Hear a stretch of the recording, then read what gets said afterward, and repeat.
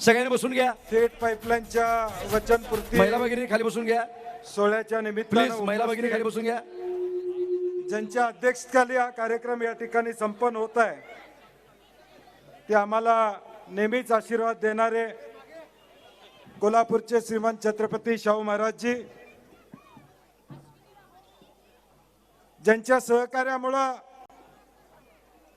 या कोल्हापूर थेट पाईपलाईनला गती मिळाली, ते राज्याचे माजी मुख्यमंत्री आदरणीय पृथ्वीराज बाबा, व्यासपीठावर उपस्थित असणारे PN पाटीलजी, संजय पाटील साहेब, जयश्रीताई जाधव, जयंत आसगावकर, राजूबाबा आवळे, ऋतुराज पाटील, माजी आमदार सुरेश साळोखेजी, VB काका, RK पवार साहेब, विजयरावजी देवणे, दिलीपजी पवार, सतीशजी कांबळे, चंद्रकांतजी यादव, मेघाताई, परुळेकर सर, मधुकरजी पाटील, जगदाळे साहेब, व्यंकापा भोसले साहेब, शिपूरकरजी, उदय कुलकर्णी, उदय गायकवाड, सर्व चंद्रकांतजी यादव, बाबूरावजी कदम, वसंतराव मुळीक नाना, अनिलजी गाडगे, सूर्यकांत पाटील बुद्यालकर, बाळासाहेब सरनाईक, सुप्रिया साळोखे, संध्या गोटणे,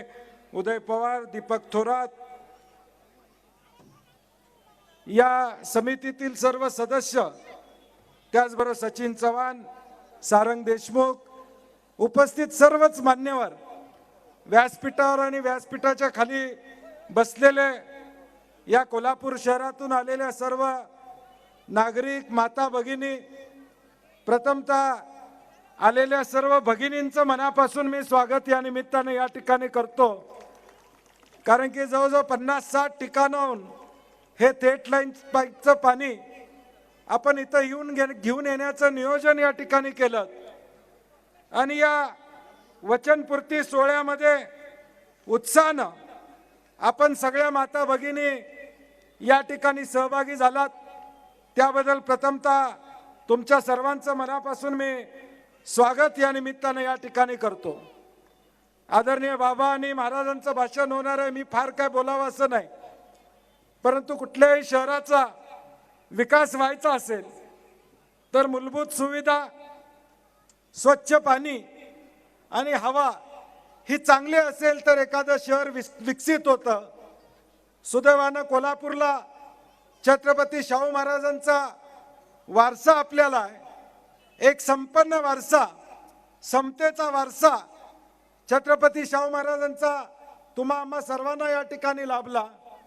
मग काळमवाडीचं धरण असेल, राधानगरीचं धरण असेल, या खोऱ्यामध्ये सह्याद्रीच्या कुशीमध्ये असणाऱ्या धरणामुळं मुबलक पाण्याची उपलब्धता, नैसर्गिक दृष्ट्या संपन्न असा आपला जिल्हा या ठिकाणी लाभला.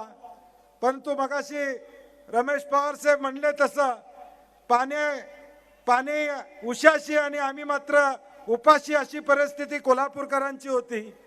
आणि म्हणून आज जवळजवळ 101 सत्कार आपण या ठिकाणी केले, ते एवढ्यासाठीच केले, ही थेट पाईपलाईन करण्यामध्ये निमित्त मात्र माझा सहभाग असला तरी पाया रचण्याचं काम या सगळ्या सत्कार मूर्तीने केलेलं आहे, हे नम्रपणे मला या ठिकाणी मान्य करावं लागेल. ही तमाम कोल्हापूरकरांची इच्छा होती की या कोल्हापूरला थेट पाईपलाईनद्वारे पाणी यावं, ही तमाम कोल्हापूरकरांची या ठिकाणी इच्छा होती. आणि या इच्छेला अनुसरूनच या सगळ्या गोष्टी या भविष्यकाळात घडत गेल्या. इतिहासात न जाता काय परिस्थिती होती पंचगंगेची, किती दूषित पाणी आपल्याला या ठिकाणी येत होतं याची कल्पना आपल्या सगळ्यांना आहे. म्हणजे पूर्वी बाहेर कुठं आम्ही गेलो की कोल्हापूरचं पाणी प्यायला त्याला काही पचतं असं आपण म्हणायचो, एवढी आपली परिस्थिती या ठिकाणी होती. आणि या सगळ्या परिस्थितीमध्ये त्या काळामध्ये अनेक मंडळींनी यासाठी पुढाकार त्या ठिकाणी घेतला. धनाजीराव जाधव साहेबांनी स्वखर्चानं न्यायालयामध्ये याचिका दाखल केली, ज्याचा उल्लेख झाला. पानसरे साहेब असतील, अकोलकरजी असतील, चंद्रकांतजी यादव असतील, विष्णुपंतजी इंगोले असतील, या सगळ्यांनी हा लढा सुरू ठेवला. कॉम्रेड दिलीप पवार साहेब आहेत, त्यांनी प्रचंड असं रेकॉर्ड या संदर्भातलं मेंटेन केलं. इंजिनियर असोसिएशननं त्या काळामध्ये पुढाकार त्या ठिकाणी घेतला. हे सगळं करत असताना पत्रकारांचं देखील तेवढंच लेखणीच्या माध्यमातून ही थेट पाईपलाईन व्हायला पाहिजे ही भूमिका सातत्यानं या सगळ्या मंडळींनी मांडली. मला अनेकांनी सांगितलं, रवींद्र सबनीस साहेबांचा उल्लेख या ठिकाणी आपण करतो. त्या काळामध्ये जगन फडणीसजी असतील, श्रीराम पवारजी असतील, उदय कुलकर्णी असतील, चंद्रकांत माताडे असतील, यांनी अनेक लेख मला लिहिल्या. याचाही उल्लेख अनेकांनी गेल्या 2-4 दिवसामध्ये माहितीद्वारे या ठिकाणी सांगण्याचं काम त्या ठिकाणी केले. सगळ्या या समाजकार्यामध्ये काम करणाऱ्या सगळ्यांच्या बरोबर हा संघर्ष पुढे घेऊन जाण्यासाठी म्हणून या सगळ्यांनी सातत्याचं सहकार्य त्या ठिकाणी प्रामुख्याने केलं. पुढारीकर जाधव साहेब असतील, वसंतराव भोसले साहेब असतील, अनेक मंडळींचं योगदान थेट पाईपलाईन कोल्हापूरमध्ये व्हावी या दृष्टीनं सातत्यानं या ठिकाणी होतं. आणि ज्याचा उल्लेख आर के पवार साहेबांनी केला, एखादी निवडणूक लागली की आमचं सगळ्यांचं भाषण ठरलेलं असायचं, मी काय करणार तर थेट पाईपलाईन कुठल्याही परिस्थितीत करणार या पद्धतीचं भाषण त्या ठिकाणी असेल. आणि म्हणून 2010 साली ज्यावेळी कोल्हापूर महापालिकेची निवडणूक त्या ठिकाणी होती, अनेक जाहीर सभा त्या ठिकाणी होते. त्या जाहीर सभेला तत्कालीन मुख्यमंत्री अशोकराव चव्हाण साहेब या ठिकाणी उपस्थित होते. आणि त्यावेळी बाबा आपण सांगितलं की ही योजना या ठिकाणी झाली पाहिजे. ही योजना कुठल्याही परिस्थितीत 2014च्या पूर्वी झाली नाही तर निवडणूक लढवणार नाही या पद्धतीची भूमिका माझ्यासारख्या कार्यकर्त्यांना त्या ठिकाणी घेतली होती. कारण की मला आत्मविश्वास होता की आपण ही योजना पूर्ण केली नाही तर आपण विधानसभेला कशासाठी लढायचं, कशासाठी उभं राहायचं. गेले 40 वर्ष ही आश्वासनं आपण देत आलो, लोक ऐकत आले, निवडणुका होत राहिल्या. आज हा निर्णायक लढा आपल्याला द्यावा लागेल, हा निर्णय आपण घेतला. त्यानंतर आपण मुख्यमंत्री या ठिकाणी झालात. तुमच्या आशीर्वादानं मला मंत्रिपदाची संधी त्या ठिकाणी मिळाली. बाबांचे अनेकदा महाराज जाहीर आभार मी या ठिकाणी मानलेले आहेत. कारण की त्यावेळी मंत्रिपद करण्यामध्ये ज्या पद्धतीनं आदरणीय सोनियाजींचा आशीर्वाद होता, राहुलजींचा आशीर्वाद होता, परंतु शेवटी यादी हे मुख्यमंत्रीच घेऊन जातात. पृथ्वीराज बाबांचा सिंहाचा वाटा मला पहिल्यांदा मंत्री करण्यामध्ये होता, हे मी माझ्या आयुष्यामध्ये कधी या ठिकाणी विसरू शकत नाही. आणि त्यानंतर या थेट पाईपलाईनच्या सगळ्या कामाला गती या ठिकाणी लागली. आपल्याला अनेक गोष्टी त्या काळामध्ये या ठिकाणी मंजूर झाल्या. कमलनाथजी त्यावेळी केंद्रीय मंत्री होते, त्यांचं सहकार्य प्रामुख्याने या ठिकाणी लाभलं. आदरणीय पवार साहेबांचं सहकार्य या ठिकाणी लाभलं. आदरणीय उपमुख्यमंत्री अजितदादा त्यावेळी होते, हर्षवर्धन पाटील पालकमंत्री होते, हसन मुश्रीफ साहेब त्या ठिकाणी होते. सगळे आम्ही मंत्रिमंडळातले सहकारी मिळून हा प्रकल्प झाला पाहिजे. कुठल्याही परिस्थितीत कोल्हापूरला थेट पाईपलाईनचं पाणी या ठिकाणी मिळालं पाहिजे, ही भूमिका आम्ही सातत्याने या ठिकाणी मांडण्याचं काम त्या काळामध्ये सातत्याने या ठिकाणी केलं. पुढच्या काळामध्ये उद्धवजी ठाकरे साहेबांचं सहकार्य असेल, या सगळ्यांच्या सहकार्यातून हा प्रकल्प आज पूर्णत्वाला येतोय याचा मनस्वी आनंद माझ्यासारख्या कार्यकर्त्याला निश्चितपणे या ठिकाणी. संघर्ष प्रचंड झाला. ज्या वक्त्यांनी इथं भाषणं केली, रामभाऊ फाळके साहेबांनी त्यावेळी राजीनामा देण्याची भूमिका त्या ठिकाणी स्वीकारली. असे अनेक प्रसंग आहेत जे आपल्याला सांगता येतील की या शहरातल्या प्रत्येक माणसानं फुल ना फुलाच्या पाकळीचं योगदान या पाईपलाईनच्या योजनेमध्ये या ठिकाणी केलं. आणि म्हणून ज्यावेळी आर के पवार साहेब ही सगळी मंडळी मला सांगितलं, त्यावेळी मी म्हटलं पहिला 100-125 सत्कार झाले तरी चालतील. आपण महाराजांना आणि बाबांना विनंती करूया की सगळ्यांचे सत्कार करावेत. कारण की या लोकांचं योगदान कदाचित संयोजन कमिटीकडून कुणाचं तर नाव राहिलं असेल तर मी त्यांच्या वतीनं दिलगिरी या ठिकाणी व्यक्त करतो. काही राहिलं असेल तर आपण गावात जाऊन किंवा त्यांच्या घरी जाऊन सत्कार करू असं सचिनने या ठिकाणी सांगितलेलं आहे. आणि उद्देश एवढाच आहे की हे एकट्याचं श्रेय मी मानत नाही, यामध्ये सामुदायिक ताकद ही कोल्हापूरकरांची होती याची जाणीव माझ्यासारख्या कार्यकर्त्याला निश्चितपणे या ठिकाणी. हा श्रेयवादाचा विषय कधीच या ठिकाणी नव्हता. मी श्रेयवादामध्ये कधीच या ठिकाणी पडलो नाही, परंतु प्रामाणिक प्रयत्न मात्र सातत्यानं त्या ठिकाणी केले. बाबांना आठवत असेल की 2013 साली ज्यावेळी योजना मंजूर त्या ठिकाणी झाली, कमलनाथजी केंद्रीय मंत्री होते. बाबांना मी दिल्लीला बिद्री मॅडम आमच्या कमिशनर होत्या. सुदैवानं बिद्री मॅडमांचे बॅचमेट हे जॉईंट सेक्रेटरी बाबा युडीला त्या ठिकाणी होते आणि आचारसंहिता आज उद्या 15 दिवसात लागणार अशी परिस्थिती होती आणि म्हणून आम्ही त्यावेळी बाबांना सांगितलं की कमलनाथजींना फोन करा, कारण की उद्देश एवढाच होता की पहिला हप्ता मंजुरी आपल्याला मिळाली होती, पहिला 170 कोटीचा हप्ता मिळणं गरजेचं होतं. मी हे का म्हणून सांगतोय, कारण की इतिहासाची माहिती आपल्याला असणं गरजेचं आहे. हा 170 कोटी रुपयाचा चेक निघाला, आपण कोल्हापूरकर या ठिकाणी वाचलो, कारण की त्यावेळी तो चेक आपल्याला मिळाला महानगरपालिकेच्या खात्यामध्ये. ते पैसे त्या काळामध्ये या ठिकाणी जमा झाले. या मागचा इतिहास असा आहे की नवीन सरकार त्या ठिकाणी आलं आणि सरकार आल्यानंतर नव्या सरकारनं मागच्या सरकारनं घेतलेल्या निर्णयाचे रिव्ह्यू हे करतच असतं. सत्ता बदलली की मागच्या 6 महिन्यातले निर्णय झाले त्याला स्थगिती दिली जाते आणि त्या स्थगितीमध्ये महाराष्ट्रातले 4000 कोटीची कामं होती, कोल्हापूर नव्हतं, कारण की 170 कोटी जमा झाले होते. हे मला मुद्दामून आपल्याला या ठिकाणी सांगायचं आणि म्हणून मला पृथ्वीराज बाबांचे आभार मानायचे आहेत एवढ्यासाठी. तो फोन त्यावेळी कमलनाथजींना त्यांचा झाला नसता तर कदाचित ते पैसे आमचे पुढच्या काळामध्ये मिळाले नसते आणि म्हणून बाबांचं योगदान यामध्ये प्रामुख्यानं या सगळ्या गोष्टीमध्ये या ठिकाणी राहिलेलं आहे. ही योजना करत असताना अनेक अडथळे आले, अनेक अडचणी आल्या. ज्यावेळी जनरल बॉडीला ठराव करायचा होता त्यावेळी देखील अनेक अडचणी आल्या. मला वाटते 2013ला 28/2/2013ला त्या ठिकाणी जनरल बॉडीचा ठराव या ठिकाणी झाला. स्टँडिंग कमिटीला ठराव करताना देखील मला वाटते सचिन आणि सारंगला माहित आहे की स्टँडिंग कमिटीला ठराव होऊ नये म्हणून त्यावेळी देखील प्रयत्न झाले. मी बोलणार नव्हतो आता हे, परंतु त्यावेळी देखील तो ठराव होऊ नये म्हणून देखील काही प्रयत्न त्या काळामध्ये झाले. परंतु शेवटी कोल्हापूरकरांच्या नशिबामध्ये होतं, हे काम होणार होतं. त्यावेळेचे स्टँडिंग कमिटीचे ठराव झाले, जनरल बॉडीचे ठराव झाले आणि हा प्रस्ताव आपला मुंबई दिल्ली करत हा मंजूर होऊन आपल्याला प्रत्यक्षरित्या कामाची सुरुवात या ठिकाणी 2014 साली त्या ठिकाणी झाली. आचारसंहिता विधानसभेची लागायची होती.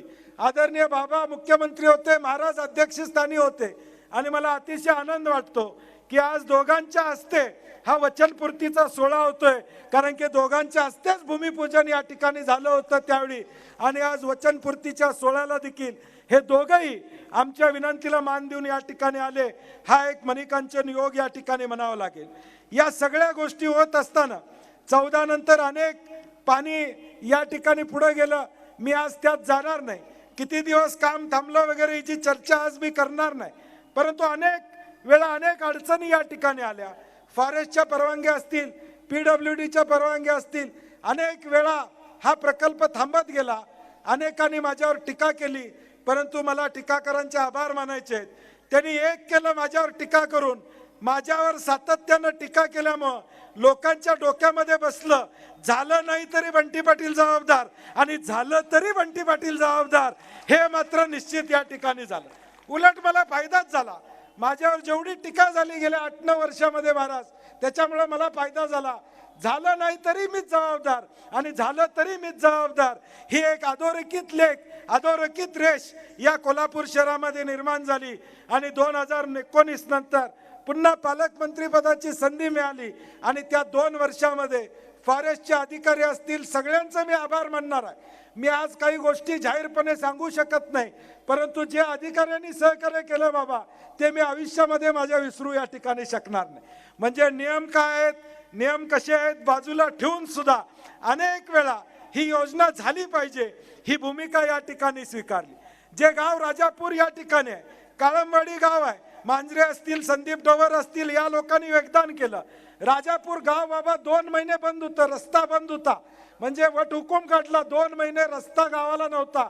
ह्या पाईपलाईनचं काम करत असताना त्या गावाला देखील कोल्हापूर शहर हे कधी विसरू शकणार नाही, हे मुद्दामून मी या ठिकाणी सांगतो. आणि म्हणून वाटेतली गावं असतील, सोळांकूर असेल, हळदी असेल, प्रचंड घरांची नासधूस होईल का, घरं पडतील का अशी शंका होती. सगळ्या गावकऱ्यांना विश्वासात घेऊन त्यावेळी निर्णय घेण्याची भूमिका आम्ही या ठिकाणी स्वीकारली. सोळांकूरचा निर्णय घेताना एवाय पाटलांनी भूमिका निभावली. अनेक मंडळींनी सातत्यानं ही योजना पूर्ण कशी होईल यासाठी प्रामुख्यानं प्रयत्न केले आणि म्हणून या 27 गावांचा सत्कार जो आम्ही केला त्याचं कारणच एवढं आहे की या सगळ्या गावकऱ्यांनी आम्हाला सहकार्य करायची भूमिका कोल्हापूर म्हणून या ठिकाणी घेतली. कुठं म्हणले नाहीत आमच्या शिवारातलं जातंय, मशीननं आमचं घर पडेल का, आमच्या शेतीचं नुकसान होईल का, याचा विचार या गावकऱ्यांनी 27 खेड्या गावांनी कधी या ठिकाणी केला नाही.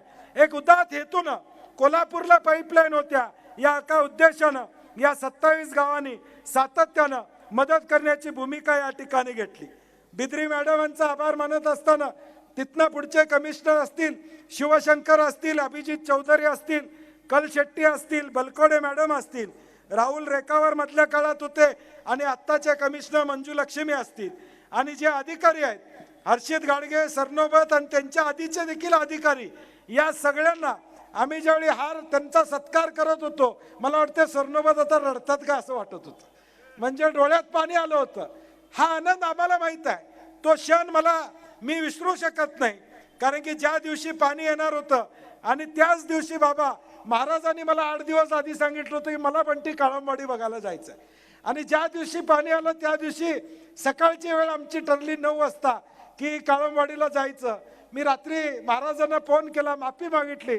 महाराज म्हणलं रात्री किंवा उद्या सकाळी 8ला पाणी येण्याची शक्यता आहे, कुणाला माहीत नाही, परंतु उद्याचा दौरा आपल्याला पुढे ढकलता येईल का. महाराज म्हणले हरकत नाही, परंतु मला धरण बघायचं आहे, काम काय झालं एकदा मला तुझ्याबरोबर जाऊन त्या ठिकाणी बघायचं आहे.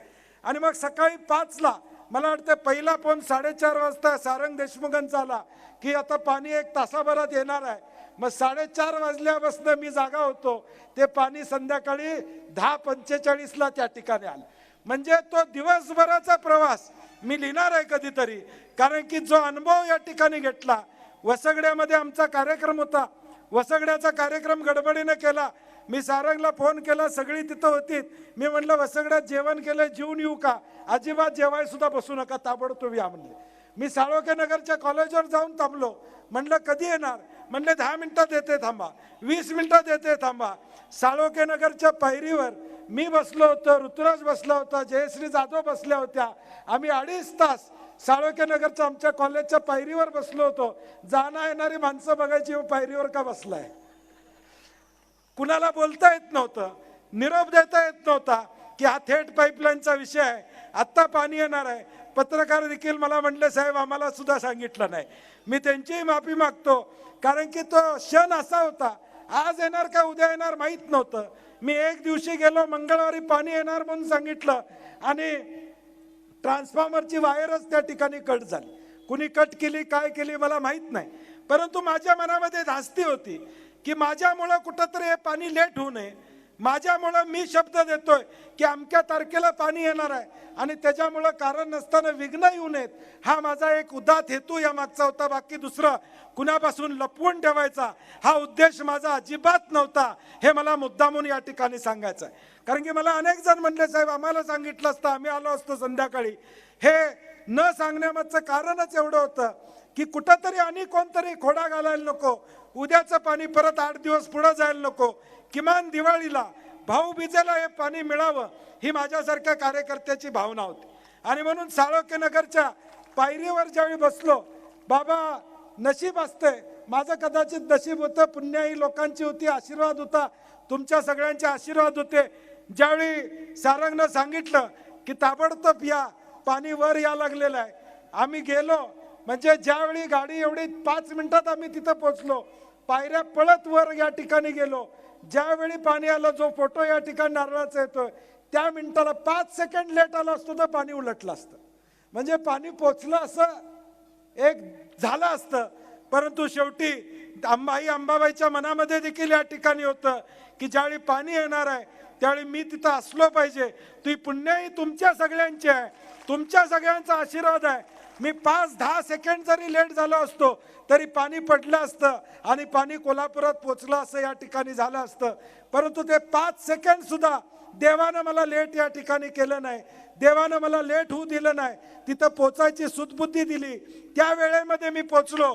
आणि तो क्षण माझ्या आयुष्यामध्ये अविस्मरणीय असा क्षण माझ्या आयुष्यामध्ये कायमपणे या ठिकाणी राहणार आहे.